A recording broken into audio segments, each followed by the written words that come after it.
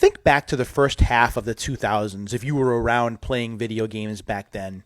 You probably remember that John Madden Football actually had competition from a couple of different fronts.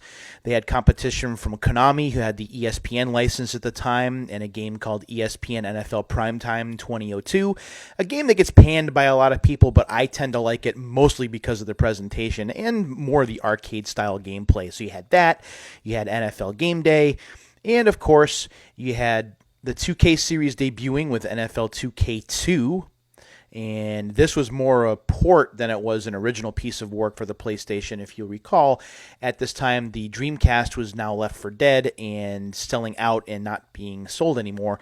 So Sega had to move its sports franchise to other consoles, which it did with the PlayStation 2, the Xbox, and the GameCube. This was the first of those, and yeah, that's still Randy Moss on the cover.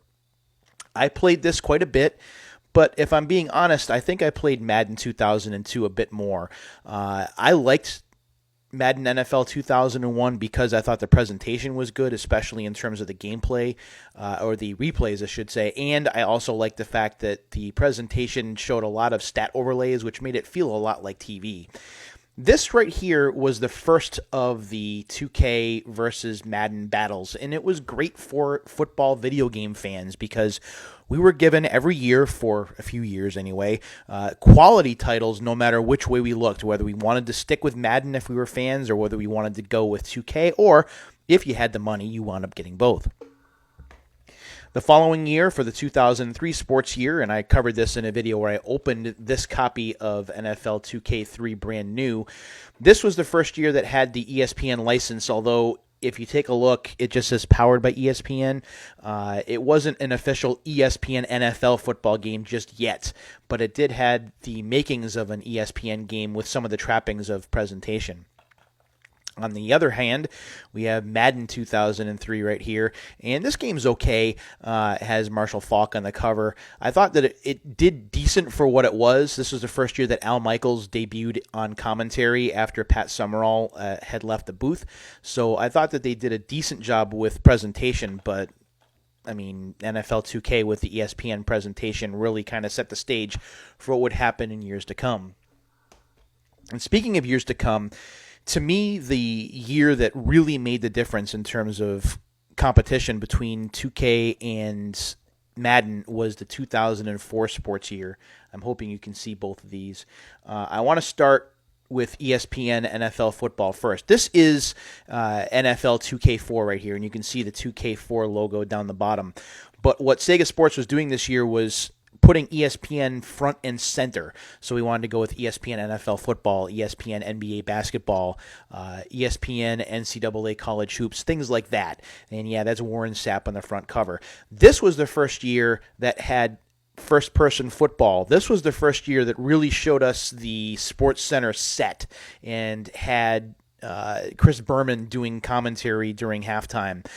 This was the year that really set the stage for a lot of things in the year to come, and I don't think that this game gets nearly enough credit for being what it was. I think that the reason that people tend to look down on this one just a little bit is it was still a full-priced football game, so when we were pitting Madden versus 2K that year, we were paying $50 no matter which way we were going. And honestly, when we're talking about Madden that year, and yeah, that's Mike Vick on there. A lot of people have memories of how powerful Mike Vick was in that game. He was quite the player to have, and no matter which way you were going, whether you were passing or whether you were having him run the football, he was a dual threat. So we had plenty of competition for the 2002, 2003, and 2004 sports years. And as I said, the 2004 sports year in terms of football, the Madden versus 2K battle was hotter than it had ever been. What made the difference in the 2005 sports year was price.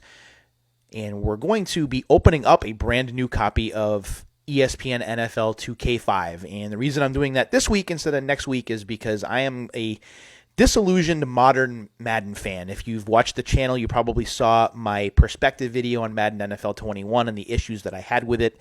I was going to wait until the NFL football season started, but I just don't want to wait. I want to be able to have a new copy of ESPN NFL 2K5 to break into and to play some football with while I'm getting ready to move. So that's why we're doing this sooner. But before we get to NFL 2K5, we do have to talk a little bit about Madden 2005, which was a very worthy competitor for that game. The issue with these, of course, was that we were paying full price for these. Now, the vanilla version of the game still very good. That is Ray Lewis on the cover. New hit stick control, new defensive playmaker control. Storyline Central was a big deal. Tony Bruno had a radio show with this particular game, and that added some authenticity. Deeper franchise mode was here, enhanced EA Sports Online. This was the real deal. And if you were able to get the collector's edition, this guy right here, you got even more stuff for the true Madden fan. And I remember opening this a couple of years ago. Playable classic versions of Madden NFL Football, including John Madden 93, and I believe it was Madden NFL 2000. You could play those games, or versions of those, not fully featured, but you could play exhibition games in those engines in this game, and that was pretty cool. You also had Madden Moments, Madden Trivia Challenge. EA really did a nice job with this particular collector's edition, and why would they do that other than the fact that it was celebrating a 15-year anniversary, is that they felt the heat coming from the 2K franchise, and with good reason. So let's talk about it. That year, for the 2005 sports year, Sega was on its way out of the sports video game business, and Take-Two was about to enter through its subsidiary, I believe that's Gold Star, or Global Star Software. The trick here in the 2005 sports year was that all of the 2K5 sports games were going to sell for just $20. That's it. So you could get a fully featured sports game in the sport of your choice, whether it was football, basketball, college hoops, or hockey, or baseball. You could get any of those for $20 and have a package that was at least as good, if not better, than what Electronic Arts was publishing that year. So that was a big deal, and this was the creme de la creme. This is the game that sports video game fans, that football video game fans will talk to you about until your ears fall off, and with good reason. It is a fantastic package, especially for $20. The Xbox version, which is the lead development version, is a little bit better than this game in that it draws replays from the hard drive instead of still images that the PlayStation 2 version here has. And the graphics are a little bit tighter, but whether you're playing on the PS2 or the original Xbox, you are getting a great football experience here with presentation that has rarely been challenged since then. Not just in football, but in any sports video game since. We're only talking a couple of times that it's come close. The one that I always refer to is what Electronic Arts did with NCAA Basketball 10 for the Xbox 360 and the PS3, where they had dual broadcast presentations, one for ESPN and another for CBS Sports, and those were absolutely fantastic. So what makes ESPN NFL 2K5 fantastic, if you don't already know? If we take a look at the feature sets, and I know it's tough to see the screens because it's a little bit dim in here, but if we take a look at the feature sets, we're going to understand why this is a big deal. Chris Berman and Susie Kolber headline an updated ESPN broadcast complete with halftime and post-game shows, Player of the Game awards, Skycam, which is a fantastic on-wire camera that was brand new at this point, and game analysis. It looked just like an ESPN Sunday Night Football telecast. You could not tell the difference sometimes, especially on the Xbox, but you could also have a difficult time telling the difference on the PS2 in terms of visuals. It was that good. It ran at 60 frames per second. The level of detail was pretty strong. There was detail not only on the field but also in the stands.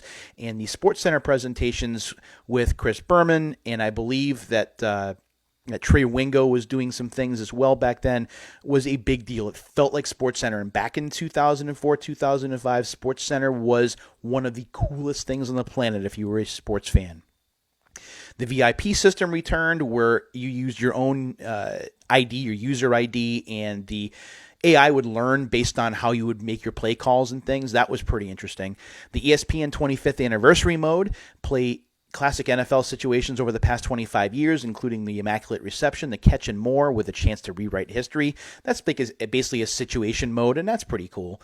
The Crib, which is also really, really cool, and something that EA was never able to really match is something where you basically decorate your own place with your own furniture, your own videos, your own games. You could play, although they're not great, but versions of air hockey, and you can play trivia and some other mini games as well, and they're fun to play. Not great versions, but they're still fun to play, especially against a friend. Not only that, but in the crib, you could challenge real Hollywood stars. Now, granted, these are not A-list Hollywood stars. You could challenge David Arquette or Carmen Electra, Jamie Kennedy, Funkmaster Flex, or Steve-O from Jackass. You could face off against one of those. You could hear their voices, and their VIP profiles were built into the game, so the computer players would play like how the Hollywood stars would play in real life. That's one of the cool things about the VIP features. If you have the profiles loaded, it fuels the AI and drives the AI in terms of its gameplay decisions. Maximum tackle, experience control like never before as you decide on whether to go for a wrap-up tackle or lay your opponent out with the big hit. And it's always online. Online was definitely a thing for the PlayStation 2 and the Xbox by then. We were playing games online more and more, and this game definitely offered it. Again, $20 for this. Now, granted, it's not $20 anymore. I won't tell you what I paid for this, but it was a pretty penny. Now, back when I opened what I thought was a new copy of this a couple of years ago, it turned out to be a resealed copy, which kind of sucked. And to be honest, the disc wasn't in fantastic shape. It looked like it had been used once or twice. This is a factory sealed copy. There is the ESPN NFL 2K5 ID sticker at the top. We do have this sealed along the sides. You can see the reflection of the plastic. And we're going to go ahead and we're going to open this up and we're going to take a look very briefly at what's inside. Although I have already done this before, so there's not going to be anything that longtime subscribers of the channel have not seen. When we take the wrapping off, oh man, I should probably slow down based on how much I paid for this, but whatever. So when we take the wrapping off, and we'll take the ID sticker off as well, we're going to find that the instruction manual, I don't believe it's very big because at this point, a lot of the manual was built into the game. This is one of the early games to actually have that instead of a big, long manual like some of the earlier sports games had, which is both a plus and a minus, if you ask me. So when we open this up, here we go. We have the disc, we have the manual, and we're going to take a look at the manual here really quickly. So here's the manual. Check out the 2K5 lineup from ESPN Video Games, and this was the line, the partnership line. Although Sega / Global Star was publishing this, ESPN was still very much at the forefront and part of the license agreement. When we take a look on the inside, it's not as long as other manuals have been. It's about a 32-page manual. It does list the Sunday Night Football schedule for the 2004 sports year, I believe. So we had Chiefs versus Broncos, Dolphins versus Bengals, Bucks versus Raiders, Rams versus Niners, Ravens versus Redskins, Vikings versus Saints, 49ers versus Bears, Browns versus Ravens, Bills versus Patriots in an AFC East battle, Packers versus Texans, Raiders versus Broncos, Steelers versus Jags, Eagles versus Redskins, Panthers versus Falcons, Ravens versus Colts, Broncos versus Titans, Browns versus Dolphins. So we had a couple of Browns games that year, and Cowboys versus Giants to wrap up, which is always a key NFC East battle. The broadcast started at 8:30. I used to love the Sunday Night Football telecast. I used to watch them pretty religiously, honestly. Now that it's on CBS, now that it's on NBC, I'm sorry. Well, Al Michaels does a good job. I'm kind of on the fence with Chris Collinsworth, and Chris does an okay job with the Madden games from the 2000s years, but nevertheless, that's kind of the deal there. This is in black and white. It doesn't show you a lot in terms of images. It is mostly text. You do see some images there, like the play calling screen, which is great because it implements the ESPN-style presentation with the line score along the top of the screen as well as the results of the last play, kind of like if you were doing a simulation or maybe watching on ESPN.com, for example. So I always thought that that was pretty neat, and I like that a lot. So in the crib, you could play darts. You could listen to music. You could, let's see what else is listed here. I know there's air hockey in here somewhere too. There's trivia. I'm not sure whether everything else is listed. They also walk you through how to set things up online. Again, the stars of the show with ESPN NFL 2K5 are the gameplay and the presentation. The presentation, again, has not been matched since. Come close a couple of times, but not quite there. If you do not have a copy of ESPN NFL 2K5 and you have a PlayStation 2 or an Xbox, find one, because these games are starting to creep up in value, and it's not going to be long before you're going to be paying top dollar for some of these, especially if Madden continues to struggle as it has in recent years and unfortunately has again this year. I'm very excited to actually play this game, although I'm in the process of moving, so my gaming time is a little bit limited. But nevertheless, I'm looking forward to putting this through its paces. It's been a while since I've fired up a 2K5 game, so I really want to be able to do that. And hopefully, we're going to have a football season, and hopefully it will get pretty far without too many people getting ill. Hopefully, COVID is going to leave these football players alone. So, I've finally done it. I've finally opened a brand new copy of ESPN NFL 2K5 on this channel. I'm very excited about that. I hope you enjoyed watching me open it and hearing me talk about the Madden versus 2K battles. We've talked in the past about Madden versus Game Day for the original PlayStation 2. Unfortunately, we just don't have that level of competition anymore. Even with a reimagining of NFL 2K possibly happening next year, I don't know how I feel about what's going to happen with video game football moving forward. I'm hoping that the struggles that EA Tiburon is facing this year with Madden 21 is going to inspire some innovation and some introspection and hopefully some improvement for next year instead of the same old with a lot of bugs thrown in for good measure. I hope you enjoyed this episode of Unsealed. I really do appreciate you watching. It means a lot to me. Until the next time, my friends, please take care of yourselves and each other, especially during these difficult times, and we'll do this again soon. See you later.